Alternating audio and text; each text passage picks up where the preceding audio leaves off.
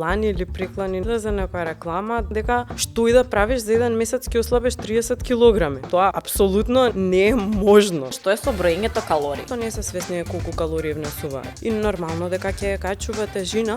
Дали треба целосно да не јадеме никакви шеќери? Јас ги сакам јаглехидратите и ги сакам растителните влакна. Шеќерот е всушност многу моќна алатка за манипулирање на нивото на енергија. Не јадам банана да не се здебала. Бананата има толку многу калиум кој што е здрав за срцето, значи има антиканцерогени состојки. Кога си дехидриран, најчесто телото ти бара некој посилен вкус, ти бара нешто сладко или ти бара нешто солено или ти бара нешто да грицкаш како чипс или ти бара пица. Како да се храниме здраво, особено ако земеме предвид дека се движи брзо животот? Авиобилет за европска дестинација ќе добие еден од вас, а се што треба да направите е да ги пишете во коментар омилените говорници и европската дестинација која сакате да ја посетите. Доколку ви се допаѓа што го врти светот, стиснете subscribe и лайк.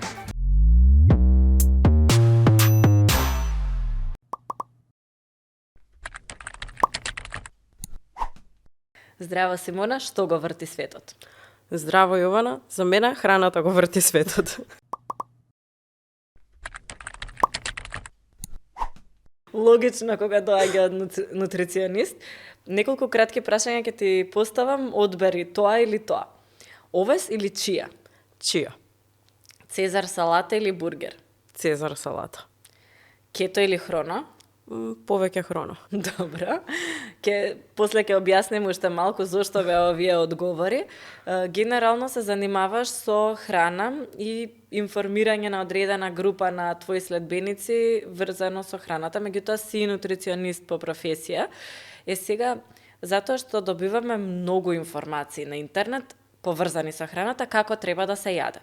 Па постојат оние брзи диети за 5 дена ослабете 10 кила, за еден месец симнете 30 килограми до одморите или како и да, или после празниците.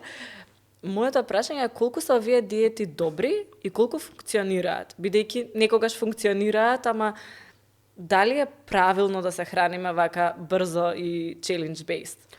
Па, ако некој се придржува до овие диети, мислам дека апсолутно за било кој би функционирале. Меѓутоа, проблемот тука е што самиот збор диета кај нас има како негативен конотитет.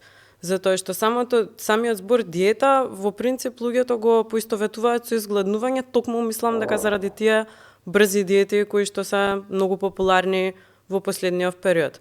Доколку некој ослабе 30 кила за еден месец, дури да нема здравствени проблеми со тоа што намалил толкава тежина, значи да дадеме претпоставка дека се поминало во најдобар ред, многу е веројатно дека после X период ќе ги врати килограмите назад, затоа што тие диети се толку екстремни и исклучуваат одредени групи на типови на храна, кои што регуларно нормално ги имаме во нашиот живот, и луѓето тоа најчесто го гледаат како период на издржување.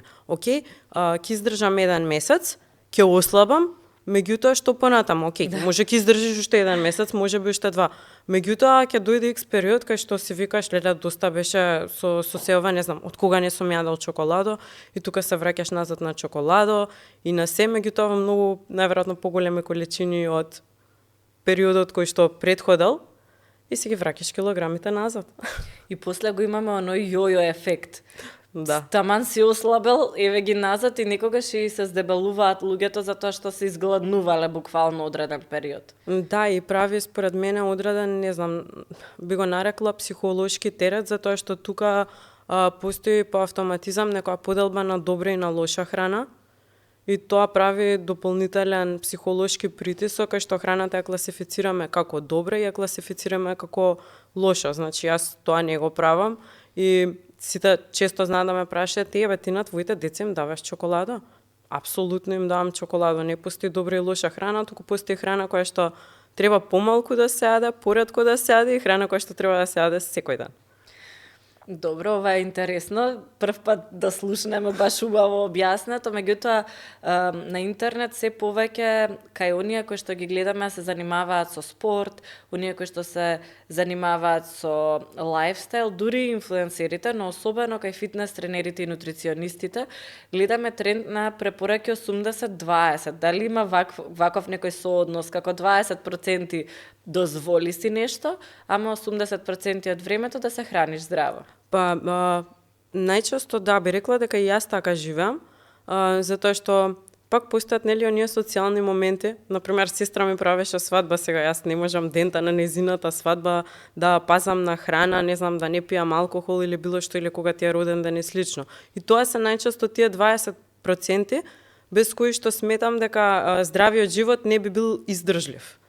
Значи, пак треба да си допуштиме нешто што не прави среќни. Сега, периодично, например, за себе можам да зборувам, мене ми се случува периодично 6 месеци да ми се 100% од 100.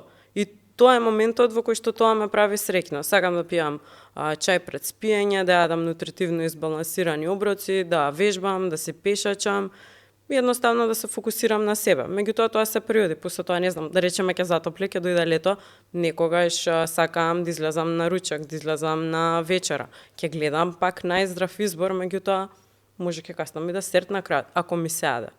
Да. Тоа се тие 20% што го прават хранењето здраво и начинот на живот издржлив.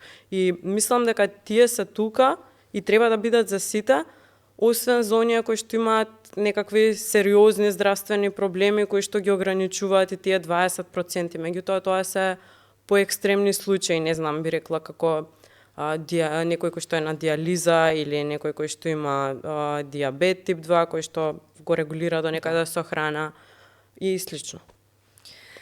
Добро, а што мислиш во делот, например, еве сега диабетот кога го спомна, има еден тренд, штом се види холивудска звезда дека ослабнала, долу ако отворите во коментари, луѓето предпоставуваат, или оние кои што коментираат предпоставуваат дека земала лекарство за диабет кое што е сега популарно и дека на тој начин ги симнала килограмите. Тоа е возможно, не велам дека не е возможно, ама дали е возможно сега сите, цел Холивуд така да слабее, што кога го немаше ова лекарство? Па, зборувам за оној... Да, го знам. Оземпик. Оземпикот, да. Мислам дека тој кај нас е многу популарен. Многу популарен него што мислиме дека е, затоа што кај нас постои некоја стигма кај што луѓето отворено не ги кажуваат тие работи. Слабењето здраво е многу возможно и без Оземпик. Јас не верувам дека цел Холивуд го зема, затоа што пак нели сите тие звезди имаат огромни тимови позади нив, кои што се состојат од фитнес тренери, планери, нутриционисти, кувари, готвачи, дадилки и сето тоа. Мислам дека на поголем број од нив може не им е дојдено до Оземпик баш. Да, ама некако ги зимаме здраво за готово сите информации, може би кај некој има вистинска потреба па се случува тоа, ама генерално сакаме да генерализираме и кога гледаме информации врзани за храна, кликаме, речи си сите. Ова веројатно прави таков некој момент да и сајтовите што објавуваат на темата сакаат да објавуваат работи кои што се екстремни. Мене ми е особено интересно и морам да како нутриционист да те прашам за ова. Овој сок ќе ви го израмни стомакот. Па тоа е едно чудо стати, има такви се најразлични сокови. Тоа ми беше мене фасцинантно. Лани или преклани, не сум сигурна, мисля за некоја реклама, дали беше чај, дали беше сок, не ми текнува, дека што и да правиш за еден месец ќе ослабеш 30 килограми. И сега, јас седам и се викам, ја имам 53. Ја ова, да би го пиел ова, стварно да е вистина, па што ќе се случи? Ќе станам 23 килограми? Мислам, тоа апсолутно не е можно. Не е можно ти да јадеш нормално, да живееш нормално, да правиш се што си правил и најнаш да почнеш нешто да пиеш и да ослабеш 30 килограми. А при тоа е на нормална база. Пример, да. Чајов во овој случај. Има ѓумбир со лимон, ако се искомбинира, ќе ти го снема целулитот и така натаму, ако седиш цел ден, како? Евентуално, не знам, може да се направи диареја, па голема дехидратација и не знам, мачнини некои во стомакот, па да не можеш да јадеш и така магично да се реши проблемот. Сега, колкав е ризикот од дебелината? Според мене, не е крај на свет некој да е покрупен, ако е здрав, живе, фино, него му е убаво во неговото тело, зашто да не има многу луѓе кои што изгледаат прекрасно. Меѓутоа, кога збориме за она обезност, за над стотици килограми, при тоа да не се вежба, немање мускулна маса, кои се опасностите, па тука доколку не се ослабне? Опасностите се секогаш многу индивидуални, би рекла. Значи, кај мажите најчесто постои ризикот покачен холестерол, триглицериди, па на тоа не дај Боже може да следи мозочен удар, срцев удар и нешто слично. И тоа се најчесто оние муабети што ги слушаме, леле, здрав беше, млад беше, ништо не му беше и почина ненадејно. Меѓутоа, не е само дебелината ризик, постои нели слаби луѓе кои што ги имаат сите овие предиспозиции. Баш имаше, мислам, Имаат често и висок холестерол и триглицериди и слаби луѓе. Да, меѓутоа имаше истражувања баш кои што ги читав и кои што викаат дека слаб човек кој што не вежба има буквално ист ризик на морталитет како по дебел, да речеме, човек кој што вежба. На крајот од денот мускулната маса, здравата мускулна маса е нешто што е многу важно за нашето тело. Може би најважно. Додека да се вратиме на прашањето кое што првично ме праша, избегав малку од темата. Кај жените најчести проблеми со дебелината, претпоставам по тоа што го гледаме дека се реметат хормоните, проблеми со забременување, се случува да се појават и полицистични јајници, диабет тип 2, кај двата пола. Да, тоа е многу често. Многу често. Се почесто го слушаме, веројатно и поради тоа што веќе и не знаеме во што се каков тип на шеќер има, зашто многу често ќе купиме нешто што мислиме дека е здраво, но може би внатре сепак има скриени одредени шеќери. Ова јас го научив случајно од луѓе како тебе кои што ми го кажувале, ама еве секој од нас бара информација. Очигледно затоа и тие статии се толку многу кликани, пребарувани, прегледувани, затоа и се следат инфлуенсери кои што промовираат екстремен брз начин на слабење, веројатно се следат најразлични надри лекари со секакви препораки во овој дел. Моето прашање е каде треба да бараме информација? Едната опција е секако прашај нутриционист, прашај двајца нутриционисти е уште подобро, зашто ако ти го кажат истото така, ама ако не можеме, ако не познаваме нутриционист, кои се тие, да кажеме, објави на кои што можеме да им веруваме? Токму заради ова, заради тоа што сум сакала да споделам податоци, јас си го направив мојот профил. Буквално без никаква задна намера, туку само од желба да им помогнам на луѓето да имаат опција да ме прашаат, прашања што ги интересираат, а не знаат како и не знаат кого. Сега, како јас барам податоци. Значи, и мене се случува да прочитам нешто што ќе ми го скокот на интересот, нели? И не сум сигурна дали е тоа така и многу често знам да одговорам некој ако нешто ме праша, не сум сигурна, чекај да проверам, дај ми време да проверам. И во тој случај барам податоци на интернет, меѓутоа гледам ова да се некои публификувани истражувања врз луѓе. Затоа и нели гледам колку истражувања има на оваа тема која што ја потврдуваат оваа теза, колку испитаници имало во овие истражувања, нели постои опција дали биле врз глувци или дали биле врз луѓе, преферирам нели да се луѓе имаме различна физиономија. Така да би рекла публификувани истражувања. Значи се што треба е да се знае англиски, малце концентрација, малце фокус, малце време да се обрне внимание и внимателно да се исчита целото истражување за ништо да не биде извадено од контекст. Та зборувавме нели за примери каде што постои некое истражување, меѓутоа во даден текст е изваден само дел од тоа истражување. Пример, оваа диета функционира одлично, истражувањето го направи некој врвен универзитет кој што сите го знаеме. Меѓутоа, ако подобро се погледне таа анализа, гледаме дека истражувањето е, да кажеме, направено на одреден тип на луѓе, во одредена возраст, со одредена болест или диагноза и така натаму.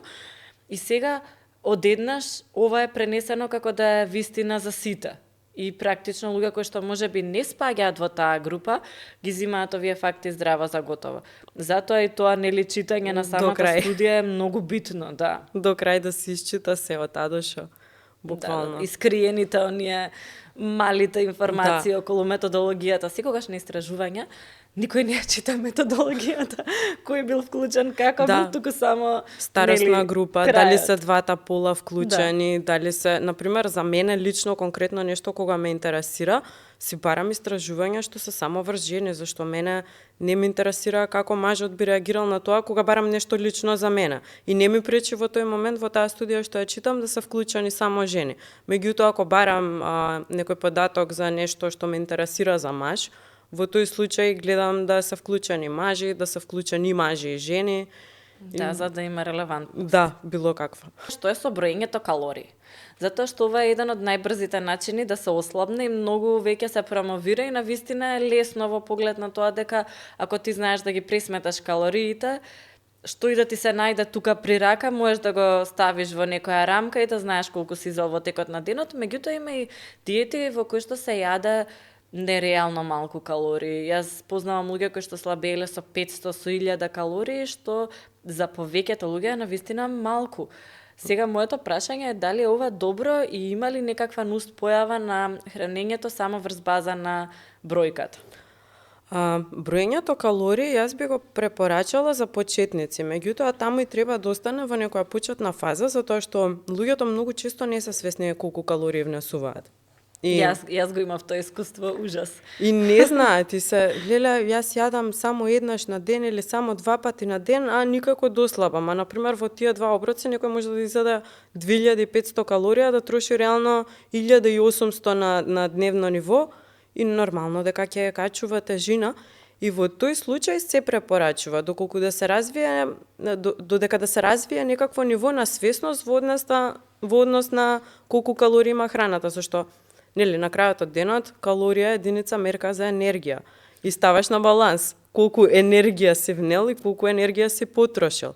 Меѓутоа, некогаш гледам кај некои луѓе дека тоа прераснува во некоја обсесија и тука станува малце нездраво. Тоа е една друга екстрема на, да кажеме, ако невнимавањето на храни и негрижата за собствениот живот и тоа што јадеш и тежина и слично. Една екстрема ова би било сосема друга екстрема каде што луѓето толку се обседнати со тоа колку калории ќе внесат и зашто има тоа толку калории, па дали има трансмасти или не знам што. Мислам, од еден оброк никој ни се поправил, ни нешто му било. Значи, окей, на роден ден да се јаде торта. Да. Добро, ова, окей, на роден ден да се јаде торта, ако не си секој ден на роден ден јадеш по огромно парче торта. Да, па не знам во Ние просек. со децата сме често на роден ден. Да, јас на многу сум во февруари, имам некои 25 родендени во февруари. И јадам... Ке си одбереш на кој. Да, јадам на првите 2 торта, па на следните 2 не јадам, па комбинирам. Добро, ова е добар пристап. Кога сме кај тортата и веќе кажавме за броењето на калории, потоа одат оние макрос, односно луѓето гледаат што внесуваат во однос на колку протеини и така натаму, веќе се некако има некоја едукација и оваа насока. Меѓутоа, екстремните диети кои што ветуваат брзо слабење, често целосно ги исклучуваат јаглехидратите. И за мене беше навистина интересно кога во последно време почнаа тие да се враќаат, односно да се враќа балансираната исхрана, каде што има од се по нешто.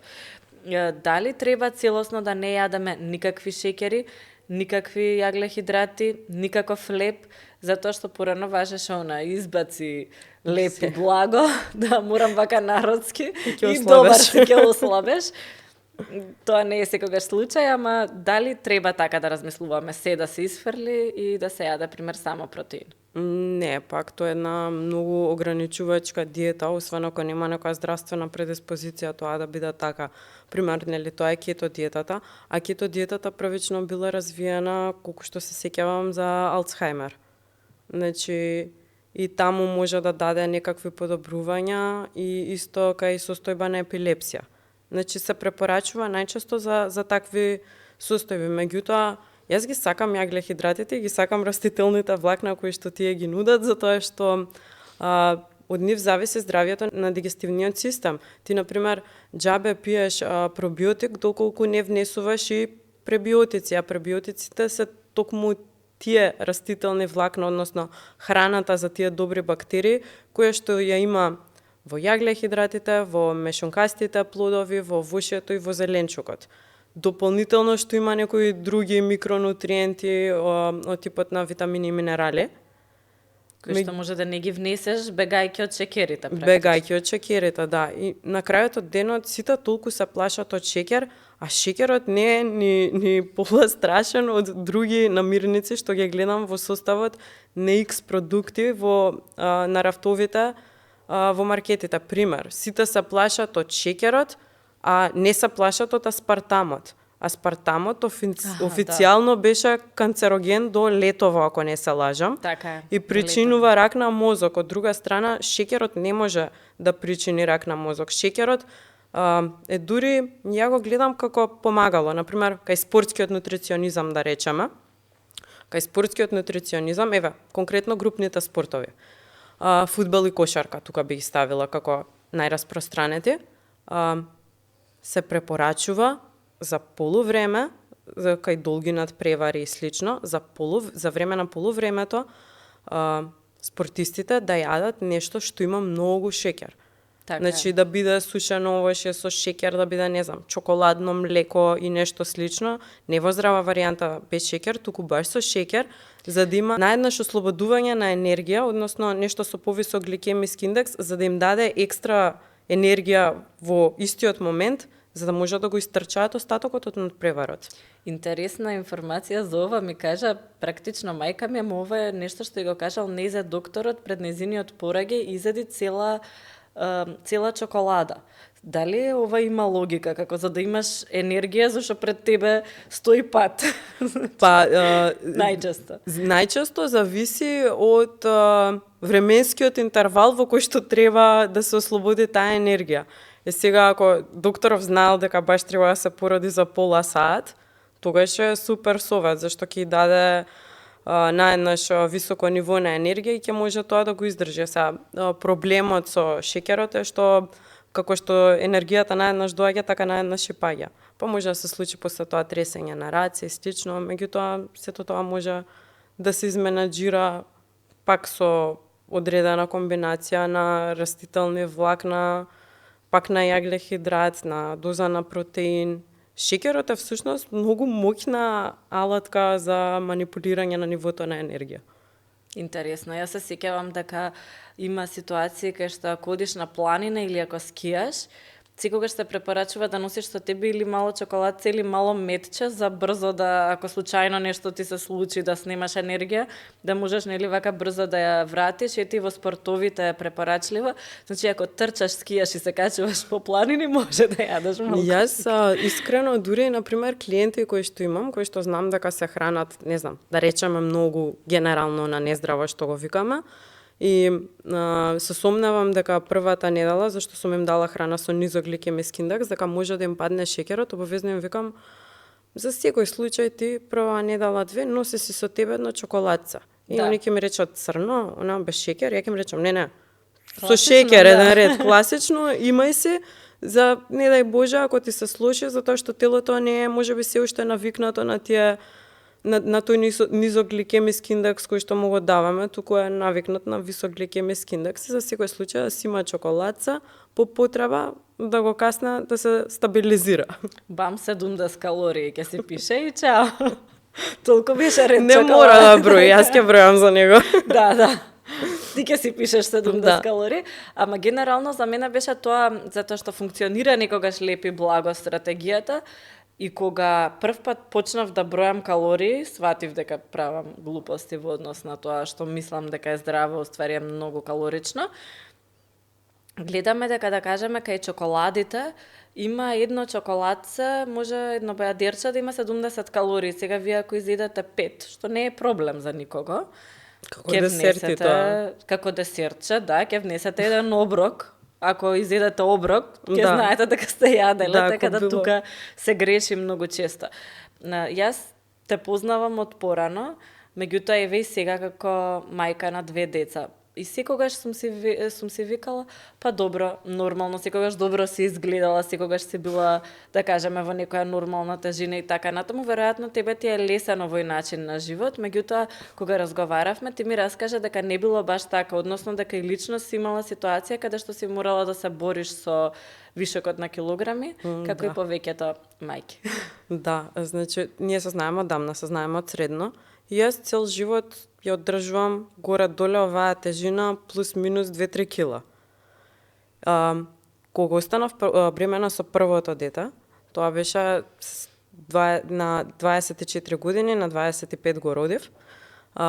Се поправи во бременоста, меѓутоа ништо драстично, качив, не знам, некои 14 килограми можеби, што беше сепак окей. Да, се симнуваат автоматски. Да, и се сеќавам дека имав, не знам, 68 можеби килограми пред да се породам, дента. Тука има задршка на вода, има плацента, значи бебето е внатре. И бев окей, меѓутоа после тоа, значи што ми беше прво дете, бев млада, никој околу мене немаше искуство со деца.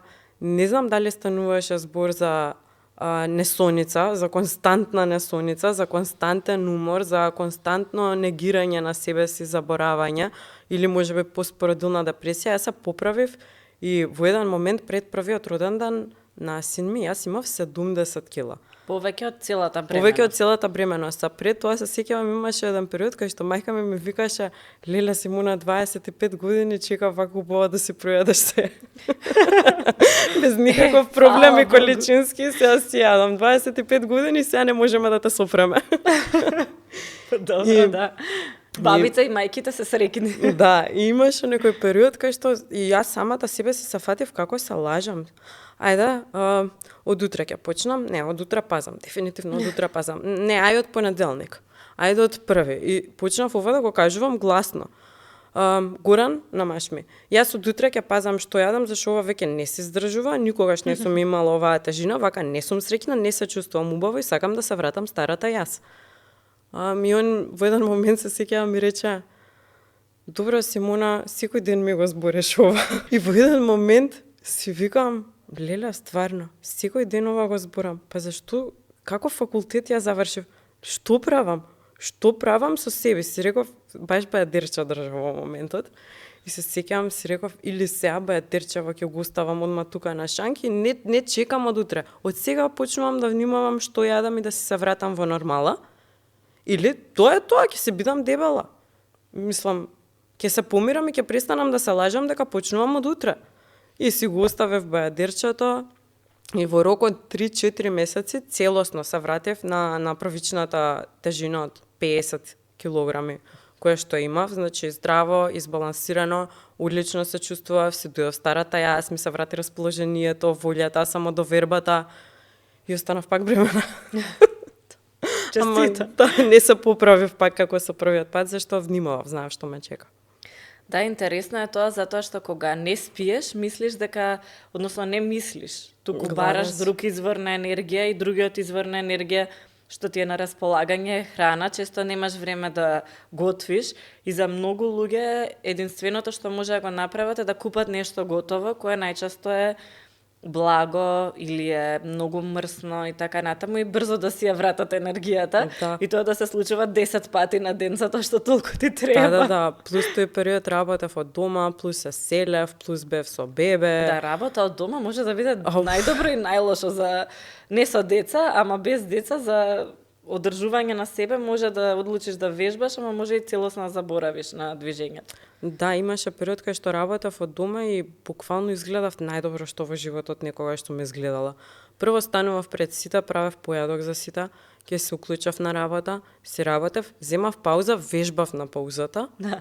Додека ми траеше, ќе завршев со работа, ќе одев на прошетка, па ќе отидев ќе се извежбав во теретана, ќе се вратев и бев супер, ама се зависи од мајндсетот.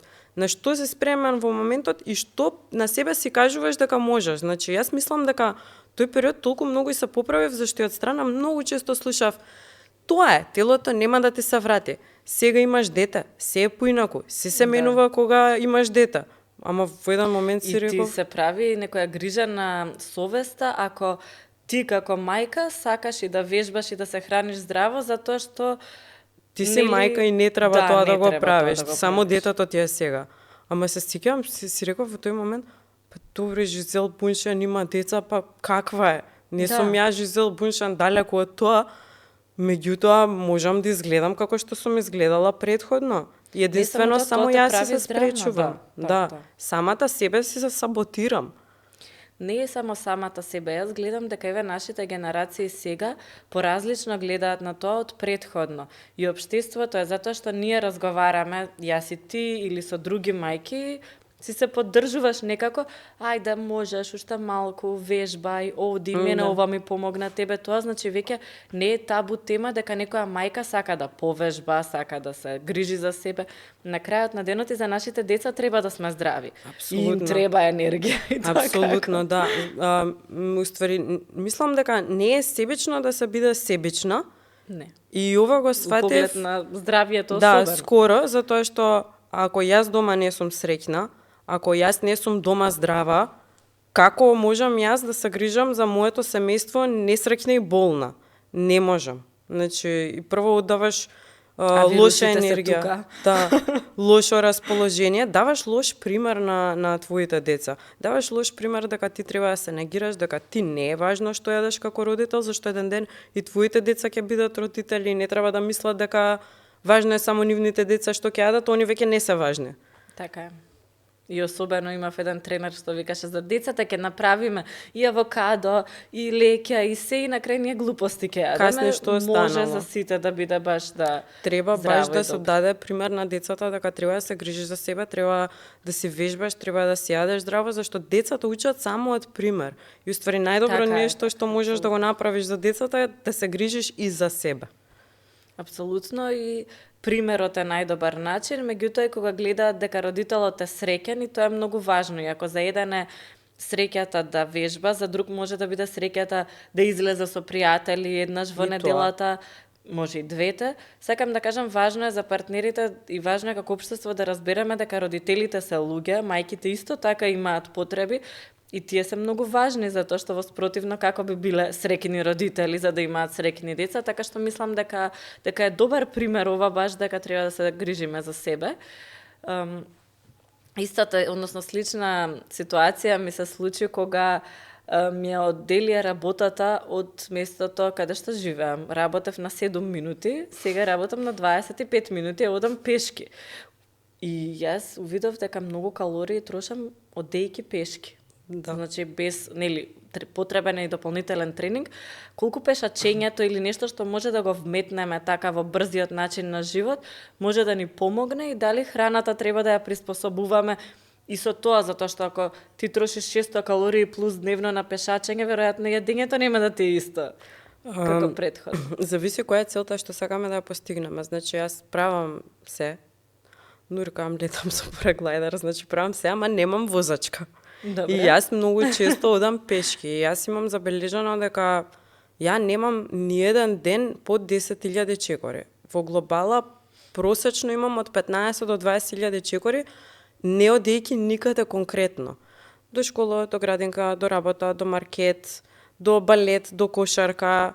Јас одам 20.000 чекори дневно. Да, знам, и мене ми се случува, затоа и кажам. И многу често се фаќам и од страна имам коментари, добро, како толку многу јадеш, а не се поправаш, човече, иста си. Јадеш количински, мајка ми најчесто знае да ми скоментира. Добро, јас волку како тебе да јадев, како јадеш, еве те гледам цел ден. Толку многу трошам со тоа пешачење, плюс дополнително некогаш знам и нели да вежбам во меѓувреме и трошам многу калории. Така да ако сакаме да намалиме тежини или да се зацврснеме, би рекла да си го ставиме истиот калориски внес, само екстра да пешачиме, зашто пешачењето и не е само трошење на калории, туку е кардиоактивност која што е многу позитивна за целиот кардиоваскуларен систем. Исто така, на мене конкретно психолошки многу добро ми делува. Да, и мене. Баш да го излуфтирам паметот. Да. Супер идеја, затоа и сакав да те прашам, не знаев дека немаш возачка и Немам. дека пешачиш и ти.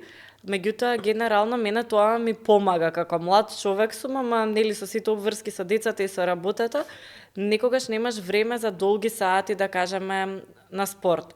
Јас секогаш барам пократки тренинзи, ама ова другово на вистина ми го заменува тој кардио дел и мислам дека е одлично да се чисто да се испромовира за луѓе што се зафатени, затоа што често тие што не слушаат се баш во фаза на животот каде што или многу работат или отпочнуваат семејство и верувам дека ќе им биде од помош. Кога јадеме, дали има комбинации кои што се забранети на храна? Порано важаа некои правила на ова не оди со ова. Дали тоа е реалност или немаш? Па, ја многу често слушам дека риба не треба да се јаде со млечен продукт зашто ќе добиеш трованја. Ама не, нема да добиеш трованја, меѓутоа Ако добиеш трованја, расипан бил млечниот продукт. или рибата. Или рибата. Ама едноставно тие два вкуса не се препорачуваат зашто двата вкуса се премногу силни и не можат убаво да се избалансираат. Кога станува збор за забранети комбинации, вака на прва не ми текнува на ништо конкретно, меѓутоа би рекла, не знам, например, ако некој има анемија, дека ако јаде месо, во тој случај не треба да го комбинира со млечен продукт. Од друга страна, па треба да го комбинира баш со витамин С. Од друга страна, не знам, еве, спанаќ. Многу често е распространето дека спанаќот има многу железо и дека си ако е анемичен, треба да јадеш спанаќ и дека од спанаќот ќе престанеш да бидеш анемичен. Сето од пупа и мор народ. Да, од пупа и мор народ. Спанаќот е супер здрав да се јаде, меѓутоа нема да го подобри железото, затоа што тоа не е многу биодостапно и треба да се комбинира со витамин С, а од друга страна па има многу оксилати кои што се штетни и баш за тоа спанаќот треба да се комбинира со млечен продукт за да се намали абсорпцијата на тоа ниво на оксилати кои што го има сега. Речи си во секоја култура или во секоја религија, вклучително и во периодов се и кај нас се случуваат, да кажеме, кај православните христијани се случуваат постите, има еден период каде што луѓето се исхрануваат вегански или вегетаријански. Од друга страна има се поголема заедница група на луѓе кои што одлучуваат да не јадат месо и да не јадат месо, млечни производи и други производи од животинско потекло, па дури се исфрлува и медот. Во оваа насока, колку е ова здраво, како треба да се храни некој ако се храни вегански и кои се добрите страни на веганската исхрана, кои се оние кои што треба да се внимава и да се подобруваат, да кажем? Па вака. Кога станува збор за пости, тоа се, пример, кај христијанските пости, најчесто се периоди од 40 дена, кои што треба да се издржат, без оглед на фактот дали има или нема масло, меѓутоа пак станува збор за само 40 дена кои што треба да се издржат и после тоа телото си доаѓа во нормала. Си јаде човекот нормално и се е окей. За разлика од кај веганите, кај веганите тоа е нели избор на живот, каде што се исклучува една цела група на животински продукти и тоа според мене е окей, меѓутоа веганите треба да бидат многу внимателни со внесот на протеини пред се.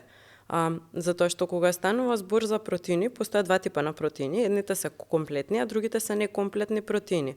Што ги разликува овие два типа на протеини е количината на аминокиселини кои што тие ја имаат. Затоа што постојат 9 есенцијални аминокиселини, односно аминокиселини кои што не се синтетизираат во нашето тело и тоа значи дека мора дополнително да се внесат од храна. Овие аминокиселини ги содржи животинската храна и затоа тие прават еден комплетен протеински профил. Додека кога станува збор за продуктите од растително потекло, тие имаат некомплетен профил затоа што еден продукт може да има 3-4 аминокиселини, додека друг продукт може да има други 3-4 аминокиселини, па за да добиеме комплетен протеински профил, треба да ги скомбинираме овие два продукти. Дури кога станува збор за спортски нутриционизам кој што е вегански, мора дополнително да се внесуваат одредени суплементи, како најчесто витамин B12, како протеин во прав, кој што е повторно вегански, за да може да се добие се она што му е потребно на телото за правилно функционирање. Но ова е возможно, затоа што гледаме примери кај некои спортисти, тука е и Новак Џоковиќ секогаш како најистакнат во овој дел, меѓутоа еве кај Лени Кравиц исто така доста го промовира веганското хранење, сепак успеваат да направат некоја комбинација веројатно на храна. Дали некогаш ти дошле тебе клиенти кои што бараат да имаат веганска исхрана и сакаат да постигнат одредени резултати? Што е, најмногу внимаваш на пример на протеините во нивната исхрана или некои други работи се еднакво важни? И Новак Џоковиќ и Лени Кравиц, јас верувам дека имаат цел тим на професионалци позади нив, кои што внимава на нивната исхрана, од нутриционист, од кувар, кој што пак се обидува максимално да ги задржи нутритивните вредности при готвењето на храната, зашто и тоа е дел од трендовите. За разлика од повеќето луѓе кои што не сме во можност тоа да си го овозможиме.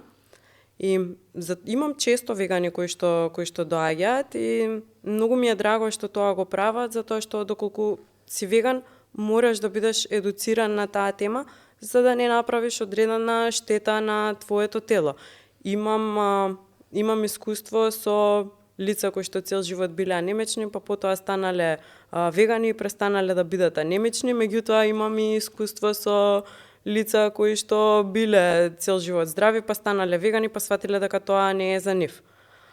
Кога станува збор за клиенти, да, најчесто доаѓаат збунети и ми викаат читав вака, читав така, јас не знам што треба да правам, кажи ми што да правам и како да јадам. И тука јас им правам план на исхрана, каде што се трудам максимално да имаат доволна количина на протеини, кои што и претходно ги спомнавме, многу се важни за градење на мускулна маса, која што е клучна за одржување на целокупното човеково здравје. Највеќе внимавам на тоа. Исто така внимавам на правилно подготвување на храната. Например, легуминозите секогаш треба да се покиснат во вода, затоа што содржат антинутриенти, кои што имаат функција да го прават тоа што и самото име кажува. Тие се антинутриенти, ја спречуваат апсорбцијата на нутриентите. И со самото покиснување во вода, дел од овие намирници се отстрануваат, а другата количина се отстранува со нивното варење, односно термичка обработка или печење. Што го ти Сега научивме зошто гравот се потопува во вода. Тоа е супер, фала ти за тоа. Гравот, лиќата, хелдата, сите тие се препорачува да се потопат во вода, за на тој начин да бидат подигестибилни и нашето тело подобро да ги абсорбира, да бидат по-биодостапни. Супер. Одлична информација ова. Сега ќе одам на една скроз друга страна, на хронодиета, која што многу е популарна и предпоставува јадење доминантно протеинска исхрана. Има верзија која што е веганска или вегетаријанска, но генерално најголем дел од луѓето едат само месо, салати во текот поголемиот дел од времето. Дали е ова добро? И има многу малку овошје. Дали е правилно да не се внесува овошје? Апсолутно не. Значи, многу често, тоа го гледам и од клиентите, многу се збунети во однос на овошјето. Да. Има најголема забуна околу овошјето за нешто што ти го дала природата како природен десерт. Значи, да не се мачеш, да не готвиш ништо да не треба да правиш. Прво околу овошјето има забуна, нели се тоа шеќери. Океј, се шеќери, меѓутоа се и многу други работи, како витамини, минерали, антиоксиданси и милион работи што му се потребни на вашето тело, на твоето тело. Од друга страна, нели овошје не се јаде навечер. Овошје се јаде навечер и се јаде во било кој дел од денот. Сега има различни типови на овошје, со различно ниво на гликемиски индекс, со различна количина на шеќери, на вода, некои се покалорични, некои се помалку калорични, некои се помасни, некои се помалку масни.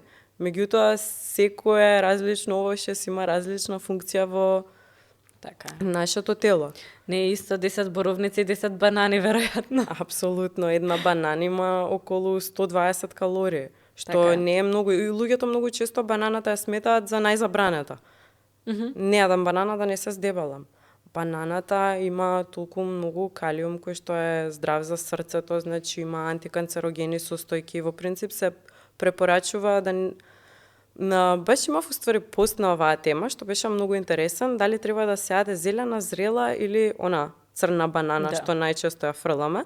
И бананата во сите три различни стадиуми има различни својства. Кои што се добри за нас. Да, например, кога Yes. во сите комбинации е добра. Кога станува збор за зелена банана, таа има најголем број на нерастворливи влакна, исто така и растворливи влакна. И затоа е нели најтврда. Се препорачува за лица кои што имаат проблем со диареја, да речеме, во тој период. Да, и за децата ја даваат, деме како видиш дека нешто се случува, дај му Зелена бананче. банана. Да. Кога има кафеави дамки, станува помека и тие влакна кои што се растворливи во вода, се раствараат во самата содржина на вода која што ја има бананата. Меѓутоа, тука повторно бананата е многу здрава, поблага е, позрела е и има одредени повисоки нивоа на антиоксиданси кои што се многу здрави за нашето тело. Додека ние најчесто сите фрламе кога е она баш црна и кога е мека, тогаш има најголема количина на шеќер. Меѓутоа има и најголема количина на токму тие антиоксиданси кои што имаат антиканцерогени својства. И е повторно многу здрава и во таа варијанта е најмека, затоа што токму тие влакна кои што се растворливи во вода се веќе целосно растворени. И тука ја ставаме во банана бред или брауни или На некој начин си ја конзумираме, зошто да не? Да. Исто се добри оние увесните палачинки кои што лесно Да. се прават за 5 минути и за деца се супер Сите идеја. се дома и за нас, најадени. ама си се вадиме на децата, нели? Кога треба да се прават палачинки. Сега се повеќе млади од друга страна се соочуваат со проблеми со холестерол, со триглицериди. Зошто се случува ова? Не знам дали е ова факт или е нешто кое што го слушаме многу почесто од нашата генерација веќе да има проблеми со триглицериди. Па и исто како што гледам, мислам дека и статистиките така покажуваат, немам проверено. Во последно време младите исто така многу почесто се соочуваат со обезност, односно со дебелина, тоа што е факт. Тоа го Да. имам јас проверено. И кај децата е многу честа, меѓутоа и кај повозрасните. Да, што не било порано. Сега предпоставувам дека станува збор за моментот дека е на голем одмор. Најчесто сите деца купуваат што има наоколу. Најчесто не се некои тоа здрави избори и не верувам дека повеќето од децата си носат овошје за ужина како што можеби ние сме правеле во наше време, што не беше толку одамна. Сакам да потенцирам. Да се утешиме. Да, станува збор за тоа. Плюс гледам, например, дека и енергетски пијалоци се многу популарни со помладиве и некој начин на живот кој што може доскоро и не беше толку многу популарен. Друга работа, не пијат доволно вода. Па да, ама и физичката активност и водата и сето тоа некако се намалува. Ајде, вода, ќе зборуваме, сакам конкретно да те прашам за водата, бидејќи има најразлични тврдења, нели дали треба повеќе или помалку. Ама физичка активност има се помалку затоа што работата е седечка кај многу луѓе, седат долги сати, па одат дома, најчесто забавата, дружењето, па и кај младите е на интернет, преку играње игрици, или се работи на вистина до доцна, се има втора, трета работа, па често луѓето веројатно не ни прошетуваат во текот на денот. Да, јас, еве, нели имам сега 2 деца и во мое време, значи кога јас бев мала, ние игравме до 4-то деление ласти, колку што се сеќавам, игравме Народна. џамли, народна, штркот бара боја и сите тие игри што сега јас кога ќе им кажам на моиве деца им се фасцинантни, например за ласти. Скукање јажи, исто и Скукање вртење јаже. обрач. Предобро. Да, тоа било забавата, зашто не знам, не сме имале пристап до телефон, со тоа не сме имале ни пристап до информација, ама тоа што сме го правеле било добро. Да, ама и со другите деца за да се видиш, тогаш морало физички да се видиш, да отидеш некаде каде што има деца и да играш со некоја, тоа најчесто Да. значи одење, скокање Да, и не така можеш да натаму. му се јавиш на FaceTime на другарчето. Да, не. Ако сакаш да се видиш, ќе одите некаде да си играте заедно или ќе одите во парк или... И така да му се јавише скапо, ама добро, тоа е друга тема. Да, тогаш беше поинаку. Се плаќаа минути и да ти титне, треба да не го фатиш, зашто инаку се плаќат. Да, сега е многу подостапно, но од друга страна тоа може да ги улежи луѓето. Но може и да најдат многу најразлични информации кои што се пак позитивни. Еве во делот, например, за водата што ја спомна, некаде пишува дека треба да се пие 3 литри вода. Некаде пишува дека треба литар и пол. Некаде велат премногу вода не треба да се пие. Некаде велат од вода нема лошо да ти се случи ништо. Што е точно? Да, со наједноставните работи има највеќе дилема, како овошјето, например, што го Овошје спомнавме, и вода, водата. да. Сега дебатираме дали е добро овошје и вода. Немој да пиеш вода додека јадеш, не пи вода пред јадење, не пи вода после јадење. Ладна вода никако, Ладна само вода не, млака. топла не. Вака. Кога станува збор за вода, сите си имаме многу различна потреба која што зависи од најразлични фактори, како физичка активност, висина, тежина, која сезона е и слично. Значи, многу често држам работилници за спортски тимови, најчесто за деца, ги држам на подмладоците, им кажувам нешто што е наједноставно на свет, а мислам дека сите треба да го практикуваме во однос на вода. Секогаш да си ја гледаш бојата на урината. Урината не смее да биде прозирна, меѓутоа не смее да биде ни темна. Треба да има некоја бледо-жолта боја. Има и други знаци кои што индицираат дехидратација, пример.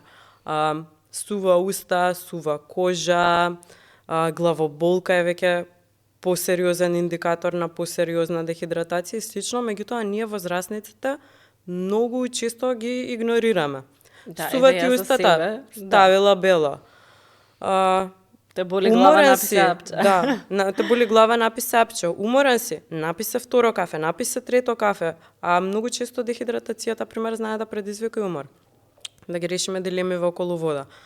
Пред јадење смее да се пие вода, за време на јадење смее да се пие вода и по јадење смее да се пие вода, затоа што на тој начин водата дополнително им помага на желудничните ензими да ја разградат храната, односно да ја подобрат дигестијата. Сега, многу често, а ова и често го кажувам, дехидратацијата знаеме да ја помешаме со глад.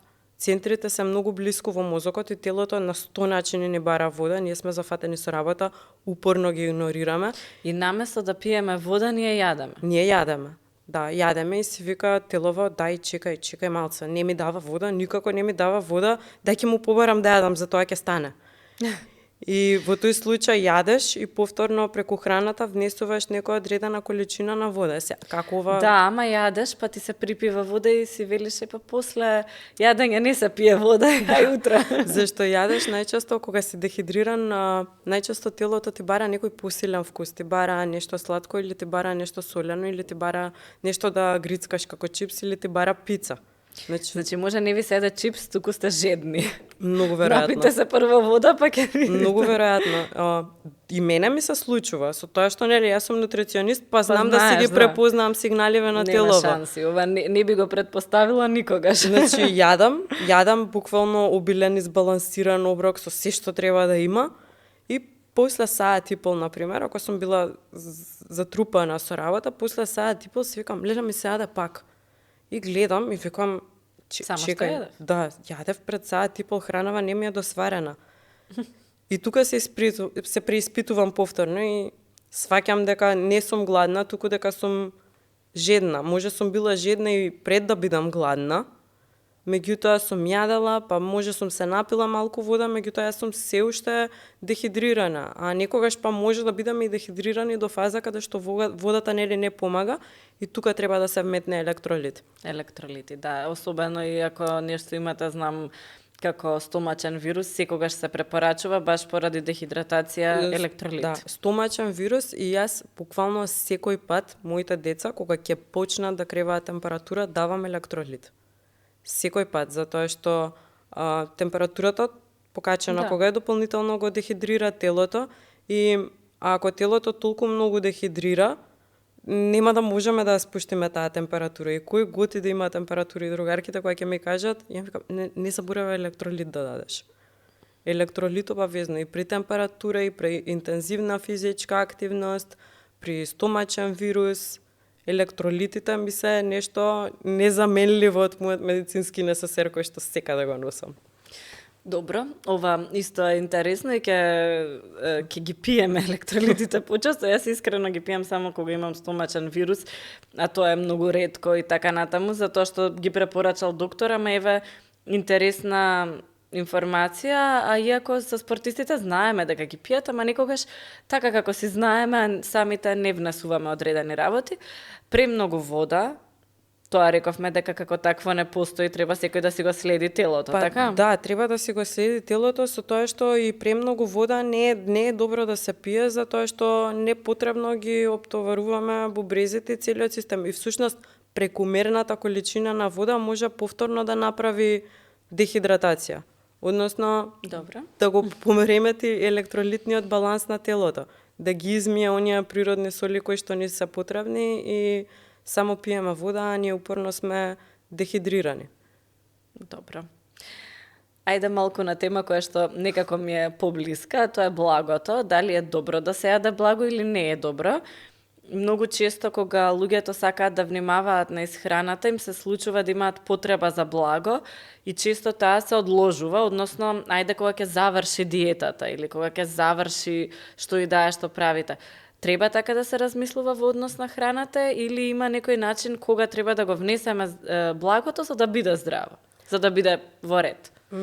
Например, еве ќе тргнам пак, ајде од себе и од моите клиенти, многу често ми доаѓаат луѓе кои што викаат што сакаш да ми да јадам, ама благо мора да има, те молам, мора да има благо. Ја викам, добро, нема проблем, значи благото, ако некој го сака, не сметам дека треба целосно да го избегнуваме, веќе зборувавме за шеќер. Меѓутоа, потребата, односно желбата за благо, многу често доаѓа од исхрана со висок гликемиски индекс.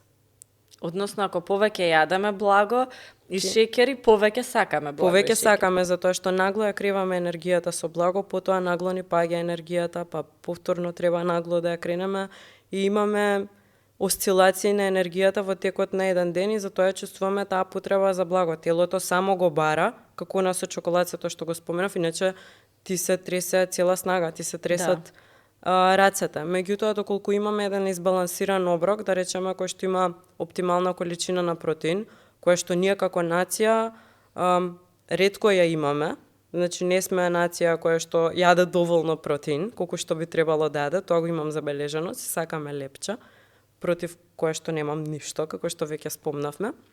Меѓутоа, ако имаме оброк, пример, со интегрален леп да речеме, имаме оброк кој што на интегралниот леп има и грчки јогурт или хумус и дополнително имаме јајца и дополнително имаме зеленчук и некое овошје, значи ова е оброк кој што реално ќе надржи некои 4-5 сати сити, целосно ќе ги задоволиме нутритивните потреби кои што ги имаме во тој момент на телото и после овој оброк нема да ни се јаде благо. А добро, Иве, ако некој сепак сака благо, дали е подобро веднаш по оброкот да го внесе или да почека саат-два, затоа што има сега некои трендови и во оваа насока. Па велат, после ручекот треба, можеш малку благо да јадеш, но кога си гладен не треба прво благо да внесеш. Да, затоа што баш лани читав истражување кое што излезе и беше токму пак за диабетичарите кои што ги споменам, кои што се тесно поврзани со шеќерот. Еден ист оброк, да речеме во овој кој што веќе го спомнав, со лепчето, интегралното лепче, јајцето, грчкиот јогурт и зеленчукот. Ако се јаде по распоред, прво да се јаде лебот, јаглехидратот, еве, може тоа да биде и компир, било што, ориз. Доколку се јаде прво јаглехидратот, па после тоа се јаде благото, па после тоа се јаде зеленчукот, па протеинот, шеќерот ќе скокне значително повисоко отколку оброкот да се почне со зеленчукот, да се продолжи со протеинот, а јаглехидратот, што во случајот би бил интегралниот леп и десертот, благото од после, се остава за последни. Така да, Значи, ако прво јадеме салата, па мефце, па или јајце, па уривче, или компирче, па благо. Да. Тоа би била најдобрата комбинација. Со тоа што Супер.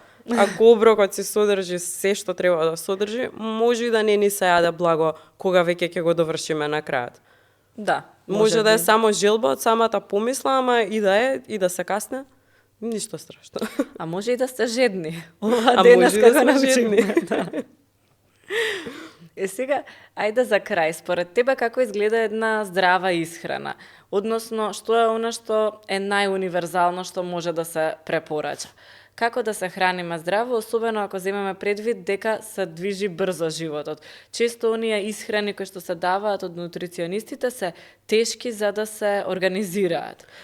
Ако и нели имаме работа, имаме деца, семејство и така натаму, работа дома, работа пред дома и вежбање и слично, сега тука треба да се готват некогаш 5 оброци. Тоа не е многу реално за многу луѓе. Како препорачуваш ти да се храни некој кој што е со брз начин на живот? Па и со брз и со нормален начин на живот, јас би рекла дека никој не треба да се затвори во кујна да седи цел ден, освен ако тоа не му причинува задоволство. Мене ми причинува, ама некогаш немам време. Да, зависи кога како. Значи, многу често и кога ми доаѓаат клиенти, ми доаѓаат збунети и знаат да ми речат, леле, само тоа, немој семки нешто глупости да ми даваш да јадам, дај ми нормална храна, дај ми нормално јадење. Јас си давам нормално јадење, јас си давам нормална храна. Еве, ќе дадам пример да речеме од еден ден. Јас најчесто за појадок знам да јадам интегрално лепче со јајца, со хумус или грчки јогурт, сезонски зеленчук, краставица, маслинки, некој сличен прилог.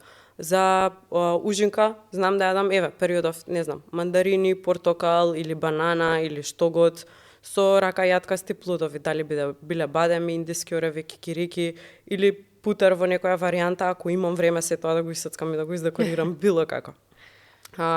Кога станува збор за ручак, никогаш не готвам 2 ручаци. Значи, кога правам ручак, ручакот е класичен оброк кој што ќе го јадат сите дома. И тоа е здрав оброк, значи гравчето што го прави баба, компир манџата, грашокот, тава ориз со пилешко. За мене тоа се сите здрави оброци доколку ги избегнеме. Сега секој си готви поразлично, ние 3 прста на зејтин кој што некој ги става, некој не ги става. Моите на пример готвеле прилично здраво. Манџите јас лично ги правам без запршка. Знам да додадам на пример компир кој што би го испасирала за да додаде густина. Да. Тоа е тој начин, здрав начин на живот. За вечера, на пример, ако имам време и ако имам сила, искрено што многу често ги немам, кога ги немам, знам да направам некаква салата, да исторам конзерва туна, да ставам, не знам, некое пилешко, да видам што имам од зеленчуци во фрижидер и слично. Ако не сум гладна, знам брзински да испијам еден протеински шејк со некои овошји и јаткасти плодови. За децата тука знам нешто да сготвам, или ако имам време и ако имам желба и ако имам сила и ако сите сме гладни, знам, не знам да направам палачинки од леќа, палачинки од банана, да ги комбинирам со путери, со мед и слично. Тоа е за мене еден здрав начин на живот, каде што буквално... И одржлив, што е да, и одржлив, зашто не можеш да јадеш здрава на дол крок, а тоа да не е одржливо. Едноставно не е можно. Во секој оброк само треба да биде вклучено доволно зеленчук и се препорачува димовош. Ја најчесто го јадам како ужина, меѓутоа ако оброкот е сладок, знам да го вклучам и овошјето во самиот оброк. И благодат ми ова што го работам, зашто цело време можам да тестирам различни рецепти, да пробуваме различни работи, па да ви кажам што е окей, ќе видите на Инстаграм, а што не е, не ја напуштам мојата кујна. Супер, значи кој да не те следи до сега треба да те заследи. Јас одамна те имам на Инстаграм, ама стварно корисни се советите кои што може да ги добиеме и особено за луѓе кои што на вистина немаат баш цел ден да останат во кујна. Мене ми се допаѓа дека веќе натака оди работава и сите разбираат дека нели тоа е начин на живот долгорочен, не е нешто што ти во одреден период само треба да го правиш кога имаш време за јадење здраво. И за крај, начин на исхрана или брзи диети? Начин на исхрана, начин на живот. Ти благодарам, се надевам дека бевме интересни и дека уште побитно бевме корисни. Ти благодарам и јас, Јована, што ти бев гостинка. На вистина ми беше задоволство да се сретнеме и на ваков начин. Фала ти, чао. Чао.